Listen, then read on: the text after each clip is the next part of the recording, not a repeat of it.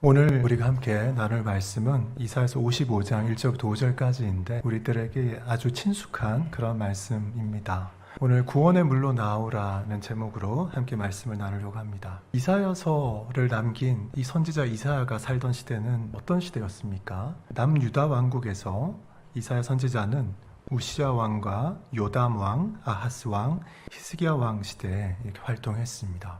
그 시대의 상황을 보면 북이스라엘은 아수르에 멸망했고 남쪽에 유다 지파가 주로 살았던 남유다 지방에는 계속되는 아수르의 공격에 패약해져 있는 그런 상태였습니다. 그리고 바벨론의 위협도 계속 받고 있습니다. 남유다의 국력이 쇠퇴해가는 시기에 선지자 이사야가 남유다, 여기 12지파 중에 하나 남았는데 이 유다 지파마저 무너지지 않도록 회개를 촉구하고 있고, 그럼에도 불구하고 멸망할 것을 예언하고, 그러나 멸망하지만 또 다시 회복시키실 것이다, 이제 그런 것들까지 예언을 하고 있습니다. 1절에 보십시오. 1절 오호라 너희 모든 목마른 자들아, 이렇게 외칩니다. 이 선지자의 예언을 듣는 대상이 누구입니까? 목마른 자들입니다. 지금 남유다 백성들을 중심으로 한 이스라엘 백성들한테 외치고 있는데 목이 마른 자들아, 이렇게 말합니다. 이 목이 마르다라는 이 표현으로 지금 이스라엘 민족이 처해 있는 상황을 아주 실감나게 표현하고 있습니다. 이사야 선지자가 남유다 왕국에서 4명의 왕의 시대에 활동했습니다. 우시야, 요담, 아하스, 히스기야 왕 시대에 활동했는데, 우시야 왕 시대에 우시야 왕은 하나님 보시기에 정직하게 행했다, 이렇게 평가를 받습니다. 그런데 그의 아들인 요담 왕에 이르러서는 하나님을 조금씩 떠나기 시작했습니다. 왕이 하나님의 여호와의 전에 들어가지도 않고 또 산당에서 제사를 드리는 그런 일들을 하면서 아버지의 신앙으로부터 점점 멀어져 갔습니다. 그 다음 아하스 왕의 시대에 가면 더 심해집니다. 주변의 이방신들, 다메섹의 신들을 숭배하는 그런 일도 저지르고, 또 어떤 일을 하냐 하면 나라가 너무 약하니까 자기 나라를 나름대로 이제 지키겠다는 생각으로 그렇게 했겠지만, 아수르의 왕에게 조공을 바치면서 남유다 주변에 있는 이방 민족들을 좀 침공해서 없애달라고 이야기를 합니다. 그 요청을 들은, 조공도 받고 그 요청을 들은 아수르 왕이 어떻게 했겠습니까? 그 이스라엘 주변의 민족들을 없애지 않고 그냥 남유다로 쳐들어왔습니다. 얼마나 안타까운 일입니까? 그렇게 쳐들어와서는 여호와의 전, 성전에 가서 성전과 그 왕궁에 있는 보물들과 기물들을 또 많이 뺏어갔습니다. 정말 비참하잖아요. 마지막으로 히스기야 왕 시대에는 그나마 좋은 왕이어서 하나님 앞에 다시 좀 돌아왔는데, 그래서 히스기야 왕 시대에는 아수르의 공격이 있었지만 그래도 막아내고 왕국이 유지되게 그렇게 해주셨습니다. 그렇지만 국력이 다윗과 솔로몬 시대에 비하면 어떻습니까? 형편없이 떨어져 있는, 그래서 옛날 역사를 아는 사람들이라면 정말 답답할 수밖에 없는 그런 상황입니다. 그래서 남유다 왕국의 이 백성들은 지금 너무 답답하고 목이 마른 그런 상황에 있습니다. 이들이 목이 마른 이유를 몇 가지로 나누어 볼 수 있는데요. 첫 번째는 국력이 너무 쇠약해서 군사력이 너무 약해져 있기 때문에 그렇습니다. 남쪽에는 애굽이라는 강대국이 있고 북쪽에는 아수르가 있습니다. 이스라엘의 12지파가 가나안 땅을 이제 지배하면서 그 위쪽에 북이스라엘 지역이 있었는데 이미 아수르에게 그 지역은 다 망했어요. 영토가 다 넘어갔습니다. 이제 남아있는 것은 예루살렘과 이 남쪽에 유다 지역 조금만 남아있었는데, 그러니 힘이 없으니까 그런 강대국들도 한 번씩 쳐들어오고, 그뿐만 아니라 주변의 아람이나 이런 작은 종족들도 자꾸 쳐들어옵니다. 이거 방어할 수가 없는 거예요. 비참한 상태죠. 두 번째로는 이제 군사력이 약해지니까 뭐가 따라옵니까? 경제력도 약해집니다. 형편이 어려워졌어요. 땅을 많이 뺏기고 이제 예루살렘하고 여기 좀밖에 안 남은 겁니다. 그러니 경제적으로도 다윗과 솔로몬 시대에 그런 영광은 찾아볼 수가 없고, 사람이 이렇게 시간이 가면 점점 더 잘 살게 되면 좋은데 잘 살다가 이렇게 꺾여서 못 살게 되면 얼마나 비참합니까? 그런 상황이죠. 얼마나 답답하겠습니까? 세 번째로는 제일 중요한 것인데, 결정적으로 이 사람들 가운데 하나님을 섬기는 그 신앙이 너무너무 무너져 내렸습니다. 이스라엘의 요 역사의 후반부로 오면 요시야 왕이나 히스기야 왕 때 잠깐 반짝 회복하는 게 있는데, 그거 빼고는 이스라엘의 열왕들의 역사 속에서 남유다 왕국이 그나마 좀 나았지만 남유다 왕국의 후반부는 그냥 배교의 시대다, 이렇게 볼 수 있습니다. 그러니까 이스라엘 민족의 가슴 속에는 그냥 답답한 게 이제 꽉 차 있는 것이죠. 역사를 아는 사람들이라면 더 이제 그런 것입니다. 이스라엘 민족이 지금 목이 마른 상태라는 것을 알기 때문에 이사야 선지자가 이렇게 말하는 겁니다. 물로 나오라 이렇게 외칩니다. 너희 모든 목마른 자들아 물로 나오라 이렇게 말하면서 물로 나오라고 선지자가 외치고 있습니다. 지금 이 선지자가 말하는 이 물은 이스라엘 민족이 누적된 그 갈급함을 해결해 줄 수 있는 유일한 길을 가리키는 것입니다. 이 물이 있어야지 갈급함이 해결될 수가 있어요. 이사야 선지자가 활동하던 이 당시의 이스라엘 민족뿐만 아니라 지금 이제 우리에게도 이런 갈급함이 있습니다. 하나님이 잘 보이지 않고 하나님을 믿지 않는 사람들 또는 이제 이방신을 섬기는 사람들이 더 잘 되는 것처럼 보일 때가 있고 나는 하나님을 잘 섬기려고 노력하는데 왜 이렇게 잘 안 풀릴까 이런 생각을 할 때가 덜어 있습니다. 경제적으로나 가족들의 건강이나 자녀들의 문제에 있어서 그래서 하나님을 붙드는 그 신앙이 약해질 때가 있습니다. 여러분들은 이제 어떠신지 모르겠습니다. 여러분들은 이제 그런 것들이 혹시 없으신가요? 없는 분은 아마 없으리라고 제 생각됩니다. 각자 다 있을 거예요. 하나님께서 어떻게 보면 이제 그런 걸 우리한테 하나씩 주셔가지고 너무 이제 교만하지 않고 하나님을 붙들고 또 우리가 더 그것 때문에 이제 거룩한 싸움을 하는 그런 계기가 되기도 하긴 하지만 그 일을 겪는 동안에는 이제 굉장히 고통스럽죠. 우리가 그럴 때 너무 목이 마르고 그래서 이사야 선지자가 말하는 이 물이 우리에게 꼭 필요합니다. 근데 성경에 보면 이사야 선지자가 이제 구약에 나타난 선지자 중에서 아주 유명한 선지자 중에 한 분이라고 할 수 있는데 이제 신약 시대에 와서 우리 예수님도 이사야 선지자와 비슷한 말을 합니다.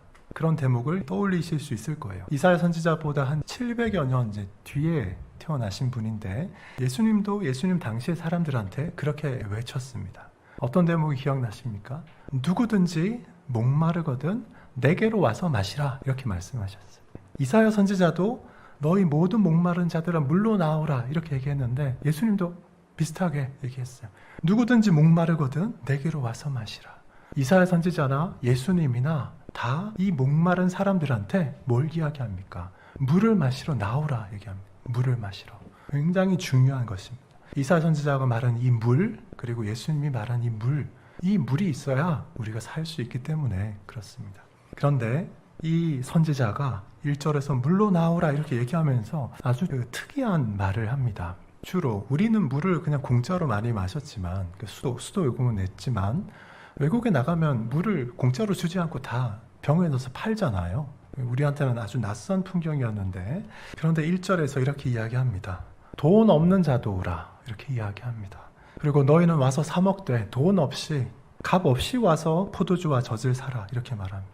이게 무슨 말입니까? 돈 없이 값 없이 사라. 물과 여기서 말하는 포도주와 젖, 그 음료가 공짜라는 이야기죠. 공짜라는 이야기입니다. 이 물로 나오면 우리가 물도 그냥 가질 수 있고 포도주와 젖도 공짜로 가질 수 있다 이렇게 말합니다. 이건 세상의 상식하고는 아주 많이 다르잖아요. 세상의 상식은 어떤 겁니까? 세상에 공짜는 없다. 우리가 보통 이렇게 얘기하죠. 이런 말을 이제 보통 사람들만 하는 게 아니라 유명한 경제학자들도 이런 이야기를 합니다. 세상에 공짜 점심은 없다. 되게 유명한 경제학자들이 하는 이제 그런 말입니다. 이게 세상의 지혜이고 세상의 상식이죠. 정말 공짜는 잘 없습니다. 우리가 초등학교와 중학교에서 요즘 이제 무상급식 하는데 무상급식 공짜 말은 이제 무상인데 사실 공짜가 아니죠. 그 무상급식을 하기 위해서 그 급식 예산을 가져오기 위해서 예전에는 다른 교실 건물을 확충하거나 하는 것들에서 돈을 가져와서 하는 거예요. 또는 그걸 하기 위해서 그 전에 국민들한테서 세금을 그거 쓸 만큼 더 많이 걷어가는 거죠. 이미 돈은 더 많이 걷어가서 그거 가지고 주는 겁니다. 조삼모사인데 사실 내가 돈 더 내고 받는 거예요. 개별적으로 밥 먹으면서 내나 세금으로 국가에 내서 그게 돌아오나 공짜가 아닙니다. 세상에 그런 건 없습니다. 그런데 진짜로 완전히 공짜인 게 있습니다. 여기 본문에서 선지자가 말한 이 물은 우리에게는 진짜 공짜입니다. 그렇죠? 포도주와 젖도 진짜 공짜입니다. 이걸 우리에게 공짜로 이제 주기 위해서 하나님이 우리한테서 세금을 걷어간 적도 없습니다. 정말 공짜예요. 우리는 진짜로 아무것도 하나님께 드린 게 없는데 하나님 우리에게 진짜로 이 물과 포도주와 젖을 공짜로 주신다고 그럽니다. 어떻게 이게 이제 가능하겠습니까? 어떻게 가능하죠? 사실 우리에게는 공짜인데 그냥 공짜가 아니고 그 값을 우리가 아니라 누가 대신 다 치르셨습니다. 그렇죠? 하나님이 이 값을 이미 다 치러주시고 우리 대신에 돈 다 대주고 그리고 우리에게는 진짜 공짜로 주시는 것입니다. 그래서 가능한 것이죠. 또 한 가지는 하나님이 우리를 하나님의 아들과 딸로 양자로 삼아 주셨기 때문에 우리가 이거를 공짜로 즐길 수 있는 것입니다. 세상에서 우리 주변에서 보시면 세상에서 공짜를 우리가 경험하는 것은 우리가 어렸을 때 부모님 집에서 살 때 그때밖에 사실 없습니다. 그렇죠? 자녀이기 때문에 집에서 아버지가 먹으려고 사다 놓은 것도 그냥 먹어도 됩니다. 그렇죠? 그것처럼 우리가 하나님의 자녀이기 때문에 하나님의 집에 있는 것들을 공짜로 가질 수 있습니다. 하나님이 우리에게는 돈을 받지 않고 이렇게 주시니까 얼마나 감사한지 모르겠습니다.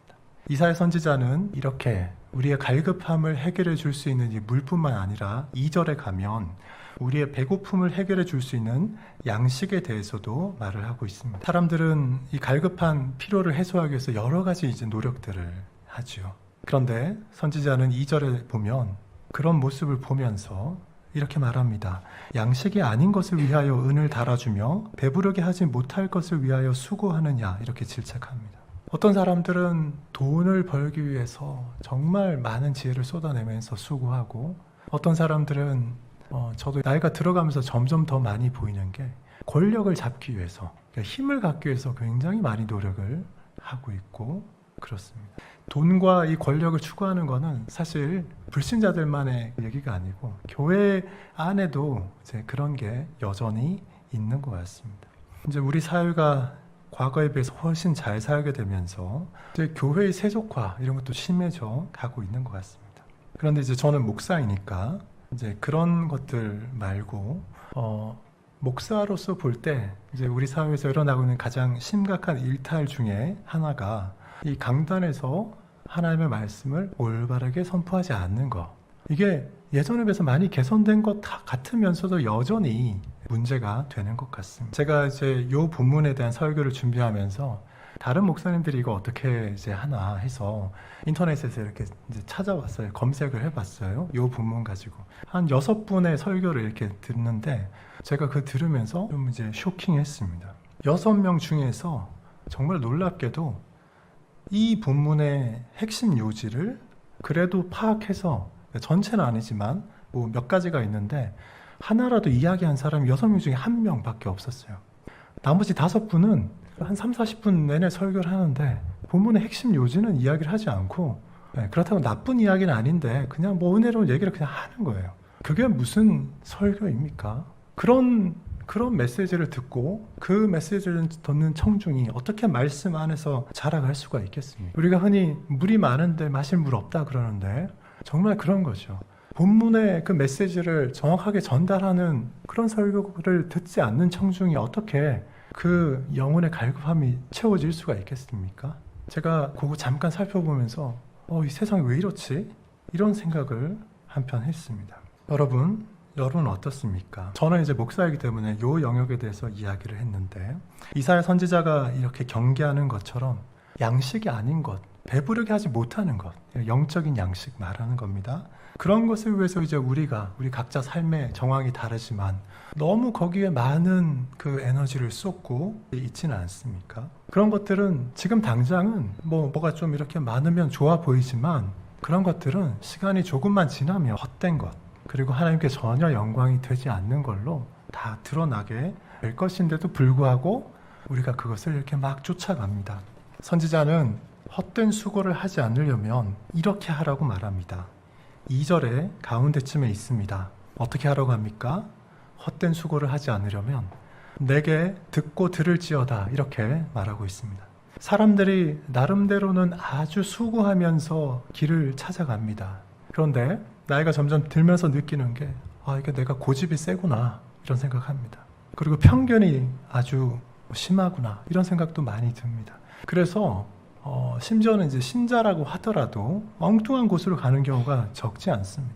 특히나 영적인 일에 있어서는 더더욱 그렇습니다. 불신자들은 뭐 말할 것도 없는데 신자들도 이 영적인 어떤 감각이 계속 예민하게 유지가 되어야 하는데 우리가 어떤 좀 더러운 게 묻거나 좀 죄된 것을 하면 그게 우리를 둔하게 만들어서 하면 안 되는 거를 자꾸 하게 합니다. 분명히 그것을 중생한 신자들은 하나님이 경고를 해주시니 깨달을 수 있고 돌이킬 수가 있는데 가끔씩은 우리가 어떻게 합니까? 무시하고 좀 더 한 발 더 나가고 한 발 더 나가고 이렇게 하죠. 한 발 더 나갔는데도 하나님이 때리지 않으면 아직까지는 괜찮구나 이러면서 한 발 더 나가고 이걸 제가 왜 잘하냐 하면 저도 그렇기 때문에 그렇습니다. 제가 그러니까 아마 여러분들도 그러실 것 같아요. 근데 우리가 그렇게 한 발 이렇게 나갈 수는 있겠지만 두 발, 세 발 나가지 말고 돌이켜야 되겠습니다.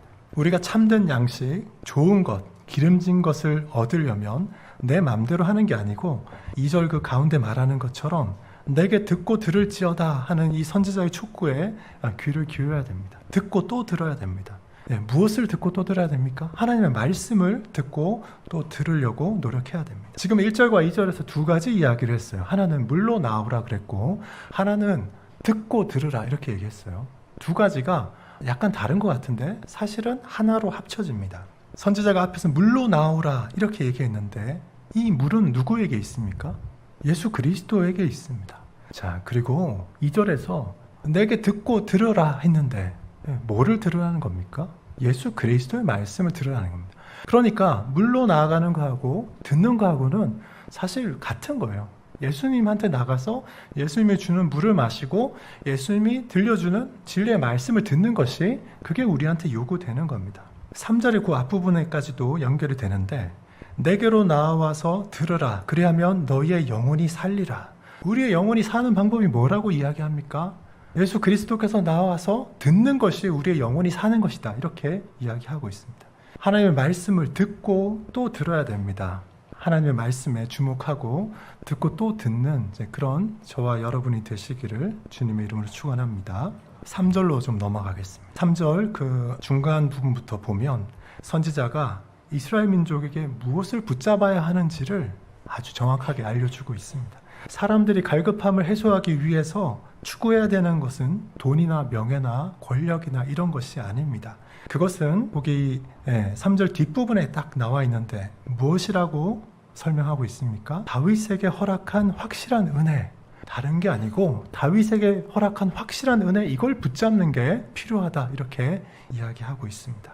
이 다윗에게 허락한 확실한 은혜 정말 은혜로운 말씀인데 하나님이 이스라엘 민족에게 주신 영원한 언약입니다. 저나 여러분이나 다른 어떤 것도 붙잡지 못하더라도 절대로 붙잡지 않으면 안 되는 게 있는데 그게 바로 이겁니다. 다윗에게 허락한 확실한 은혜. 다윗에게 허락한 확실한 은혜라는 이게 뭘까요? 사무엘하 7장 12절부터 16절에 보면 다윗에게 허락한 확실한 은혜가 뭔지 이렇게 설명하는 대목이 있습니다. 제가 그걸 잠깐 읽어드리겠습니다. 내 수한이 차서 내 조상들과 함께 누울 때 내가 내 몸에서 날 내 씨를 내 위에 세워 그의 나라를 견고하게 하리라. 나는 그에게 아버지가 되고 그는 내게 아들이 되리니 그가 만일 죄를 범하면 내가 사람의 매와 인생의 채찍으로 징계하려니와 내가 내 앞에서 물러나게 한 사울에게서 내 은총을 빼앗은 것처럼 그에게서 빼앗지는 아니하리라. 내 집과 내 나라가 내 앞에서 영원히 보존되고 내 왕위가 영원히 견고하리라. 제가 여기 나를 말하는 내하고 너를 말하는 그 내가 같이 나오는데 제가 사투리가 좀 있다 보니까 구분이 잘 안 되실 거예요. 막 헷갈리실 텐데 여기 뭘 말하는 겁니까? 다윗의 후손 중에서 한 사람, 특별히 한 남자입니다. 한 남자를 세워서 후계자로 삼고 그 사람을 왕으로 세울 것이고 보통 왕이 아니고 영원한 왕이 될 것이다. 이렇게 말하는 겁니다. 또 같은 얘기에 대한 것이 역대하 13장 4절 5절에도 나오는데요. 이건 이제 다른 민족, 다른 사람의 입으로 이 언약에 대해서 설명하는 것입니다.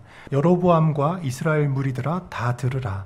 이스라엘 하나님 여호와께서 소금 언약으로 이스라엘 나라를 영원히 다윗과 그의 자손에게 주신 것을 너희가 알 것 아니냐. 거기 사람들이 이것을 변하지 않는 소금 언약이다 이렇게 불렀습니다. 그 내용은 이스라엘 나라를 영원히 다윗과 그의 자손에게 주신 것이다 라는 거예요. 이것을 우리가 다윗 언약이라고 부릅니다. 하나님이 예전에 노아하고도 언약을 맺으셨고 아브라함하고도 언약을 맺으셨고 모세하고도 언약을 맺으셨고 그리고 다윗하고도 언약을 맺으셨습니다. 시대는 다르고 언약을 맺으실 때 그 구체적인 내용도 조금 달랐지만 한 가지 공통점이 있는데 그게 뭘까요? 그건 바로 하나님이 인간을 은혜로 구원하신다는 겁니다. 인간이 우리가 선행을 많이 해서 그 공덕의 힘으로 착한 일을 많이 했으니까 구원하는 것이 아니고 그럴 만한 아무런 자질이나 공로가 없는데도 불구하고 하나님이 그냥 우리를 공짜로 거저 구원해 주신다는 것이 그게 은혜 언약이죠.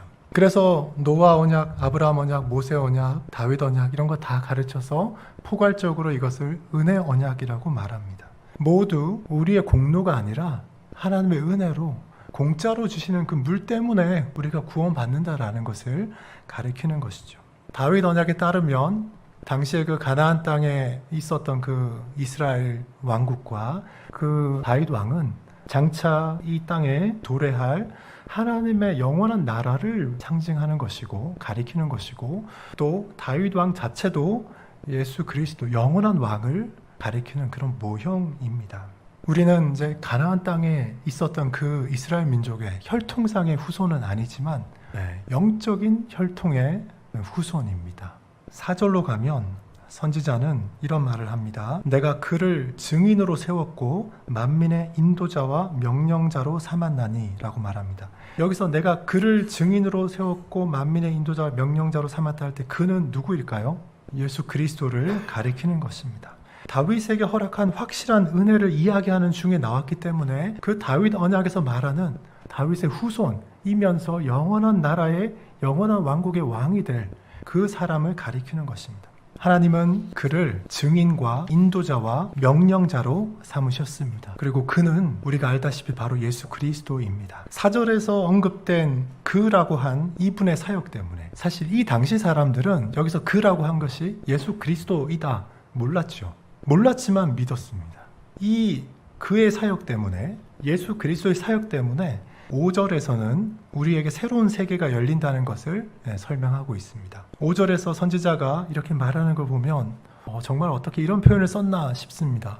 내가 알지 못하는 나라를 부를 것이며 너를 알지 못하는 나라가 내게로 달려올 것이다. 이렇게 말합니다. 이 구절이 이렇게 딱 보면 쉽게 이해가 되십니까? 내가 알지 못하는 나라. 우리는 하나님의 나라를 알지 못합니다. 거듭나기 전에 그걸 알지 못해요. 그래서 내가 알지 못하는 나라 이렇게 표현했습니다. 내가 알지 못하는 나라를 내가 부를 것이다. 우리가 거듭나서 영적인 눈이 뜨이면 전에는 내가 알지 못하는 나라였는데 그걸 이제 부르게 된다는 거예요. 그리고 그 뒷부분 너를 알지 못하는 나라가 내게로 달려올 것이다. 그 나라는 내가 거듭나기 전에는 나와 상관이 없었기 때문에 그 나라가 나를 알지 못합니다. 그런데 우리가 거듭나고 나면 어떤 일이 생깁니까? 그 나라가 나를 알게 되고 그 나라가 내게로 달려온다 이렇게 표현합니다. 선지자의 표현이 아주 시적인 그런 표현 같아요. 내가 알지 못하는 나라 그리고 나를 알지도 못하던 그 나라가 나에게로 달려와서 내가 그 나라에 들어가게 된다는 겁니다. 하나님의 나라를 가리키는 것이죠. 5절 뒷부분에서 선지자가 말하듯이 여호와 하나님으로 말미암아서 하나님이 우리를 영화롭게 하시기 때문에 우리가 그 나라의 거룩한 백성이 되고 이 나라에 대해서 우리가 알게 된 것입니다. 이처럼 1절부터 5절까지 이사야 선지자는 1절에서는 포도주 또 젖과 같은 그런 음료를 말하고 2절에서는 배부르게 하는 양식에 대해서도 말을 했습니다. 이런 음료와 양식은 전부 돈 없이 값 없이 그냥 공짜로 주신다고 했습니다. 선지자의 이러한 표현은 우리의 어떤 육적인 필요를 채우는 그 양식이 아니고 신령한 음식이고 우리의 영적인 생명을 유지할 수 있게 해주는 것, 신령한 생명을 유지하게 해주는 그런 영적인 양식을 말합니다. 이 포도주와 젖 또는 그 다음에 2절에 나오는 배부르게 하는 그 양식, 이런 말을 들으면 우리는 무엇을 떠올릴 수 있습니까? 우리가 성찬식을 가끔 하는데 예수님이 잡혀가시기 전날 그 밤에 제정하신 성찬 의식을 우리가 생각합니다. 떡과 포도주를 이렇게 지정해서, 포도주는 뭐죠? 그리스도의 피고, 그리고 떡은 그리스도의 살입니다. 우리는 날마다 그리스도의 피와 그리스도의 살을 먹고 마시면서 그렇게 살죠. 이사야 선지자가 말했던 1절에서의 그 음료, 포도주와 2절에서 말하는 그런 양식은 우리에게 꼭 필요한 것인데 지금 우리는 그것을 어떻게 먹고 마십니까? 예수 그리스도를 먹고 마심으로 우리가 신령한 양식을 얻는 것입니다. 이사야 선지자가 1절에서 이제 물로 나오라 이렇게 할 때요. 이 이사야 선지자의 이 물로 나오라고 외치는 소리는 이스라엘 민족에게 중요한 그 전통과 관련이 있습니다. 그건 바로 이제 광야 생활할 때 고생했던 것을 기억해서 이스라엘 사람들이 가을에, 우리로 하면 이제 가을철에 초막절을 지킵니다. 일주일 동안 허름한 이렇게 천막을 세워놓고 거기서 이제 지내면서 광야 생활했던 거 이렇게 기억하는 거죠. 그 초막절의 마지막 날에 무슨 일을 하냐면 이 사람들이 그 실로암 못을 구원의 셈이라고 생각하는데 그 구원의 셈에서 실로암에서 물을 떠다가 제사장과 레위인들이 물을 떠다가 성전에 있는 제단에 이렇게 갖다 붓는 행사를 합니다. 이사야 선지자가 그렇게 말한 것처럼 이 사람들은 구원의 물을 되게 중요하게 생각했어요. 다만 그때는 그 구원의 물이라는 것이 예수 그리스도라는 것을 대부분의 사람들은 사실은 좀 몰랐습니다. 그런데 예수님이 우리가 그 사복음서에 나타나는 그 기록 보면, 요한복음에 나타나는 그런 기록을 보면 누구든지 목마르거든 내게로 와서 마시라 이렇게 말하는데 그게 초막절에 있었던 일입니다. 그리고 그런 말씀하시면서 물을 마시면 어떤 일이 있는지 이야기합니다. 나를 믿는 자는 그 배에서 생수의 강이 흘러나오리라 이렇게 말씀하십니다. 물을 마시면 어떻게 된다고요? 예수님께로 나가면 물을 마시는 정도가 아니라 그 안에서 생수의 강이 흘러나온다 이렇게. 안에서 물의 근원이 있어서 계속 나온다라는 얘기예요. 그냥 물이 아니고 영혼의 갈증이 모두 해소되는 신령한 물이 배에서 흘러나온다는 것입니다. 이 물이 무엇인가에 대해서 예수님이 요한복음 7장 39절에서 이어서 말합니다.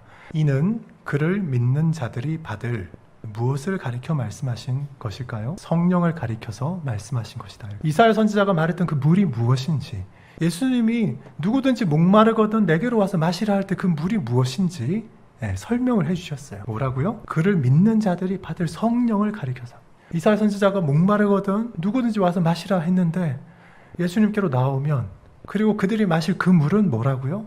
성령이에요. 이사야 선지자가 말하는 물, 예수님이 말하는 그 물은 모두 구원으로 인도하는 구원의 물입니다. 그런데 예수 그리스도 안에 그 물이 있습니다. 그 물은 우리를 구원하시는 성령이세요. 우리는 모두 구원의 물로 나가야 됩니다. 구약의 이스라엘 사람들은 실로암 못에서 물 뜨면서도 그게 무엇인지 몰랐는데 예수님이 설명해 주셨어요. 그것은 성령이고 예수님이 승천하시면서 예수님 대신에 보내신 그리스도의 영이시고 그 영이 우리 안에 들어오셔서 우리 안에 계시면서 어떻게 합니까? 계속해서 신령한 생명이 솟아나도록 하는, 그리고 하나님을 사랑하는 마음이 솟아나도록 하는, 그리고 우리 안에 계시면서 우리에게 예수님의 말씀, 진리의 말씀이 무엇인지를 계속해서 알려주는, 그래서 우리가 듣고 또 들을 수 있는 그런 분이 우리 안에 들어와 계신다라는 것이죠. 여러분 안에 이 생수의 근원이 되시는 성령님이 들어와 계십니까? 그리스도의 영인 성령님이 여러분 안에 계시면서 우리에게 말씀하시고 우리를 세밀하게 인도해 주시는데 여러분 민감하게 그 성령님의 음성에 이렇게 반응하십니까? 여러분의 영적인 감각이 성령님이 들어와 계심으로 인해서 아주 민감하게 깨어 있어서 성경이 하라는 것은 하고 하지 말라는 것은 하지 않는 그런 영적인 민감함이 여러분 안에 있습니까? 아니면 혹시 성령님이 들어와 계시긴 한데 성령님의 음성에 이렇게 귀 막고 내 생각대로 한 발, 두 발 이렇게 내디뎌 보고 혹시 그렇게 하고 계시진 않습니까? 이 구원의 물을 마신 사람, 이 안에서 생수의 강이 흘러 넘치는 사람한테서는 이 진리 안에서 기쁨과 즐거움이 나타납니다. 이 구원의 물, 생명수가 되시는 예수 그리스도, 그리스도께서 주시는 이 복을 꼭 붙드시는 그런 저와 여러분들이 되시기를 바랍니다. 다윗에게 주신 확실한 언약이라고 말씀하셨어요. 그 말로 표현되는 이 은혜 언약의 복입니다. 은혜 언약의 복이 뭐냐 하면 공짜로 성령을 우리에게 주신다는 거예요. 예수님이 그 대가를 이미 십자가의 사건을 다 치르셨습니다. 우리는 하나님의 아들로서, 딸로서 아주 자유롭게 하나님 집에 있는 이 복을 쓸 수 있습니다. 하나님 주신 복을 풍성하게 누리는 저와 여러분이 되시기를 주님의 이름으로 축원합니다. 기도하겠습니다.